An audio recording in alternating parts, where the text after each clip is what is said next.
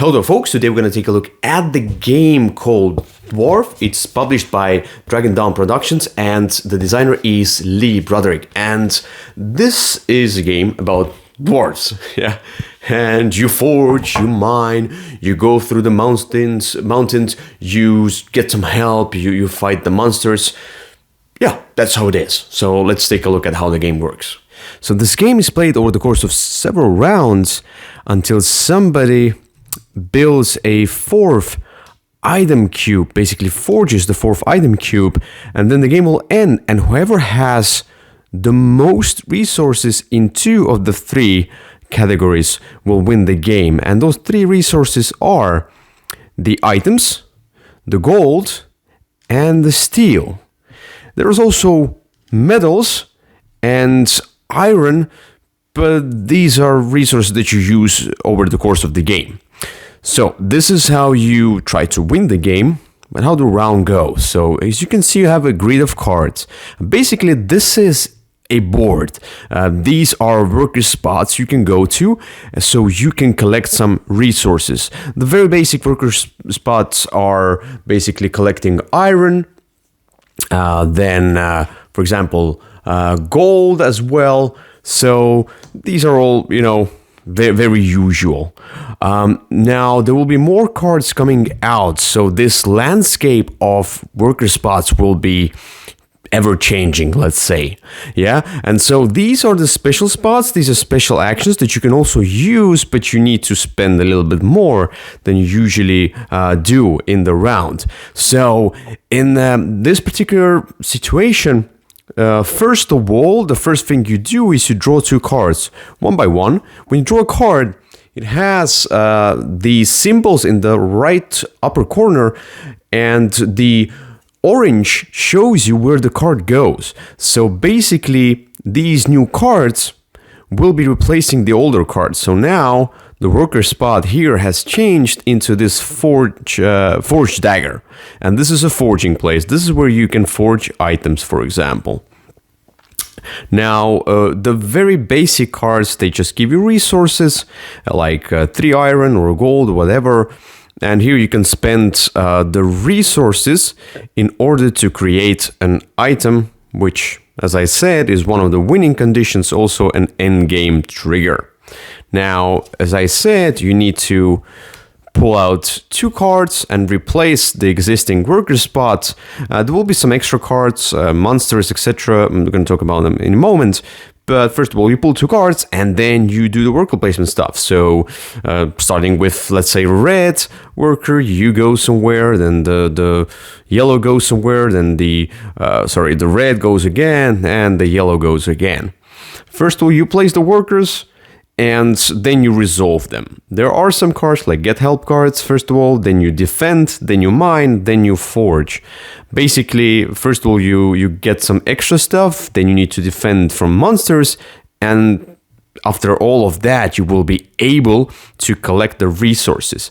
Now, these special spots, you can go there as well, but for that, you need to use 2 of your workers, both of your workers.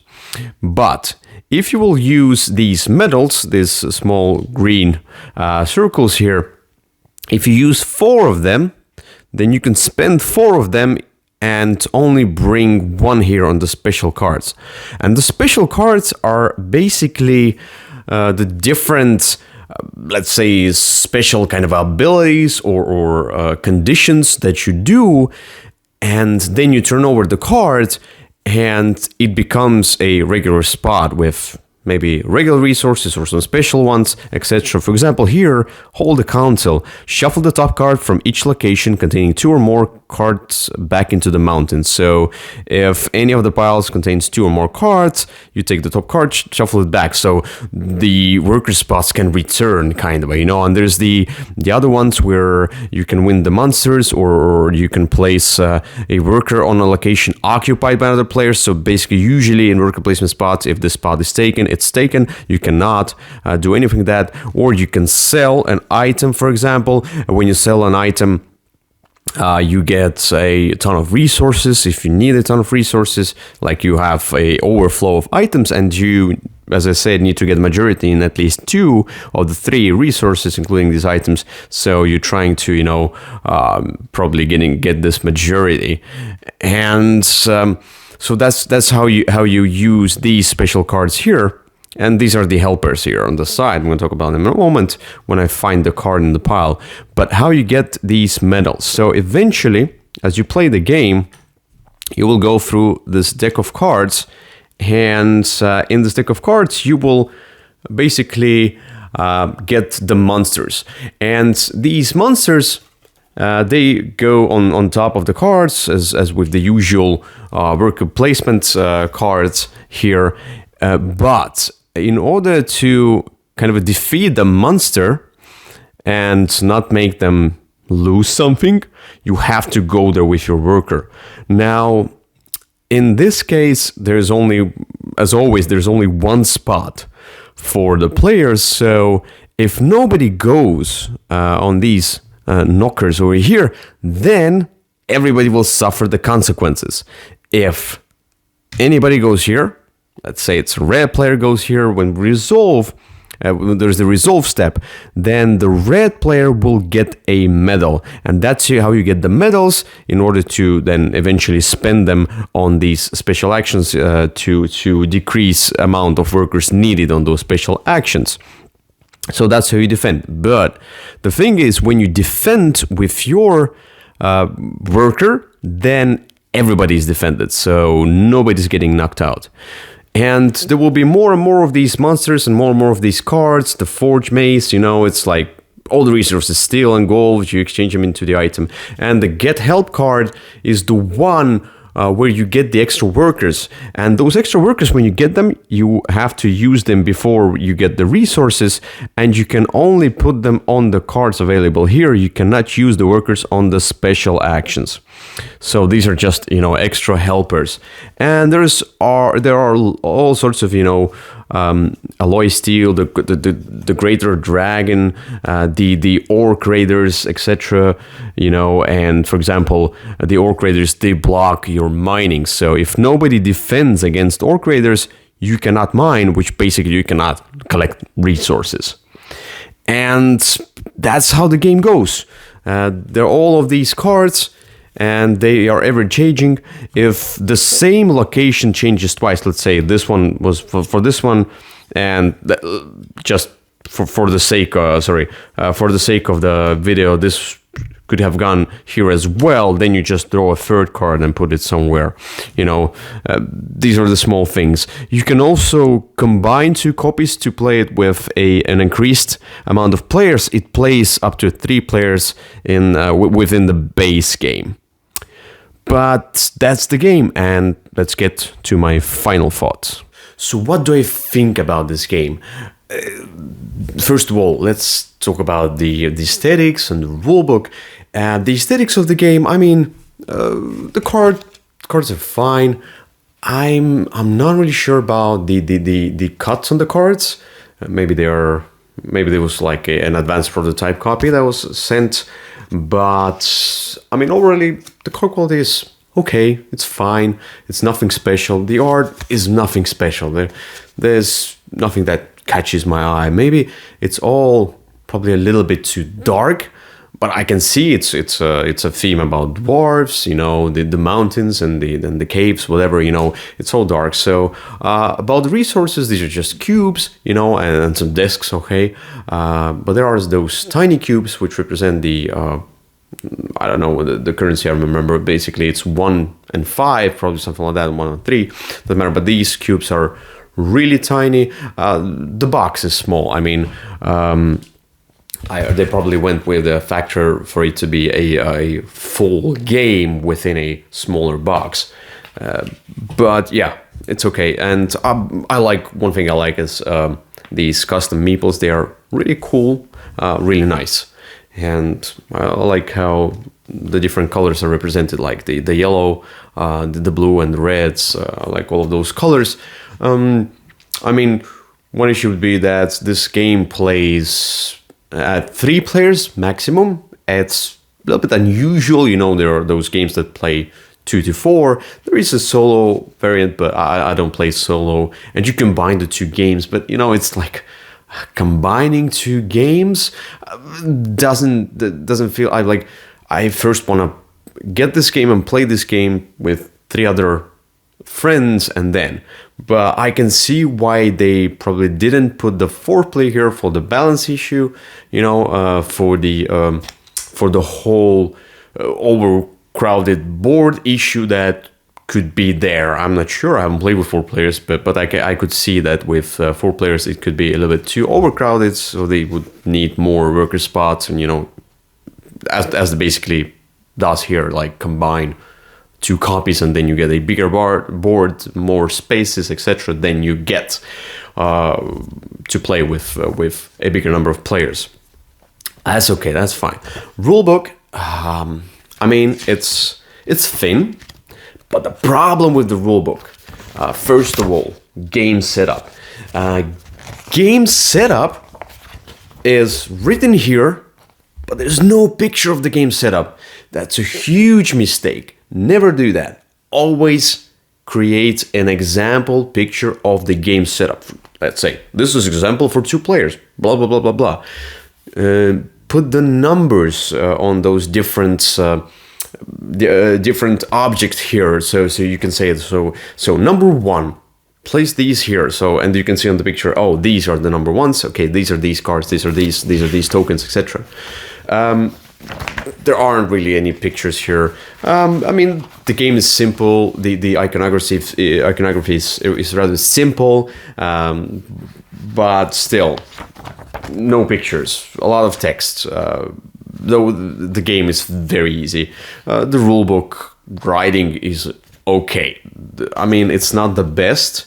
It was a little bit confusing reading this rulebook, but I went through it. It's okay. The game is easy to learn.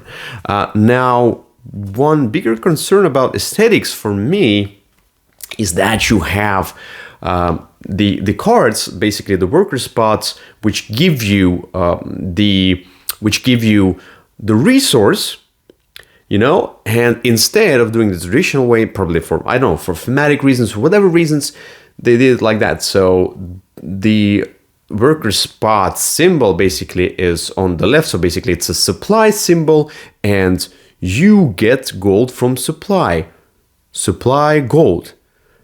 Why it's from right to left? It should be from left to right, like all the games. Like, look, this is the supply or whatever this is, then the arrow, and how you get it from left to right. Here it's from right to left for no reason.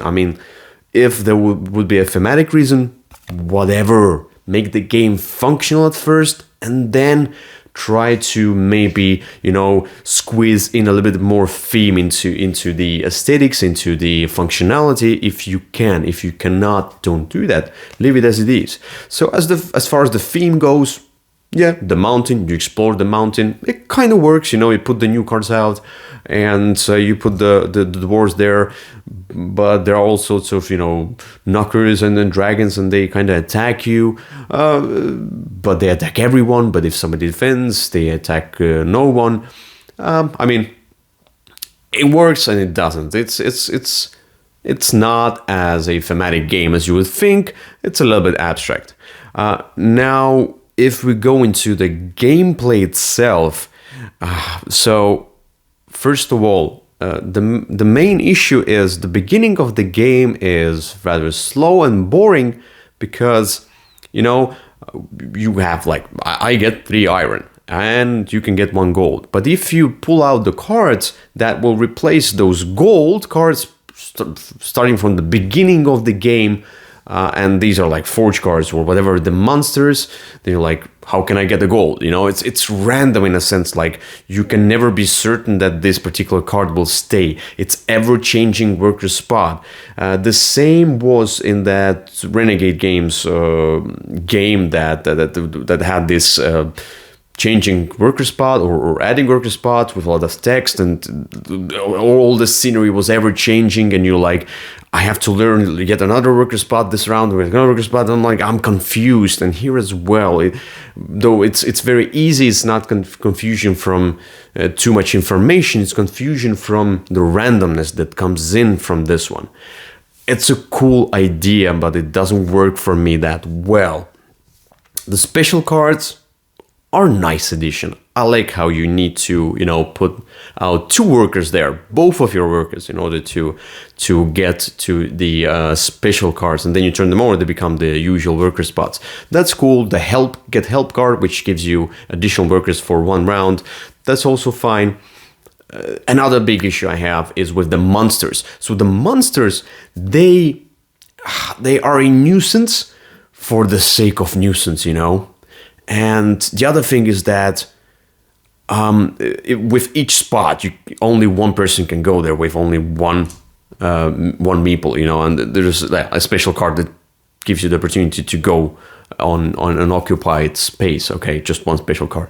But I mean, the reward is a medal, but the consequences are much worse. You cannot mine this round, so nobody gets resources, nobody defends. But you only have 2 workers. So let's say we're playing the 2-player game. Who's going to go for that dragon? Who's going to kill that dragon? Are you going to sacrifice your worker for just 1 medal?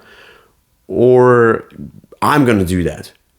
I mean, I don't really want to go there. I want to use both of my workers to collect the resources so I can forge an item, whatever.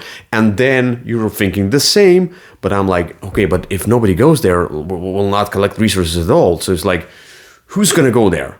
For what reason? This 1 medal thing just doesn't work. For example, with if let's say there would be a harsher consequences from that monster, it should be more medals, for example, so it will kind of reward you. So you use your worker, but you got 3 medals all at once, or whatever. You got an extra resource or something like that. It should have been all different kinds of bonuses that you can get, or special abilities that you can get if you go defeat that monster. Or the monsters are the ones where both players can go if they want to defend for themselves. If you will not use your worker for that monster, whatever, is your choice. There should have been something else about those monsters. Otherwise, they're just a nuisance for the sake of nuisance. And, it's like a kind of a semi-co-op kind of a feel. Semi-co-ops in such a way don't work at all, in my opinion. Now, everything else, you need to get to the forges, then you need to forge the items, basically exchange resources into resources, resources into resources, the ever-exchanging thing. There's not enough excitement. There's no corruption, for example, like many worker placements use corruption, or they use the special spots, or some abilities, or symmetry, or something like that. There's no asymmetry here. This is a very basic idea of a worker placement. Like the worker placement mechanism is very basic. What's cool about that is the grid of cards, and they are changing, though they are random, but I mean, like, the idea is really cool. So overall, as my final thoughts, I don't feel this game is for me, and I cannot really say that it's an amazing game. It's okay. It just works. So for me, it's a 5 out of 10. No Würfel medal. But yeah, that's Dwarf for you. Thank you for watching. We'll see you another time. Bye-bye.